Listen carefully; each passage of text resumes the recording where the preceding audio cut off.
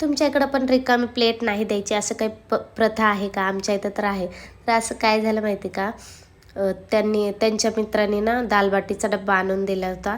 एवढी मस्त दालबाटी झाली ते खूप छान झाली होती. आम्ही सगळ्यांनी खाल्ली बरं का ती.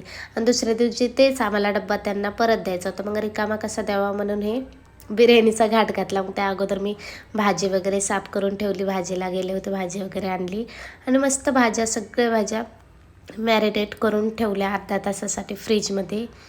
आणि मस्त तोपर्यंत तांदूळ वगैरे शिजवून घेतले आणि एवढी मस्त भाजी झाली होती ना खरंच.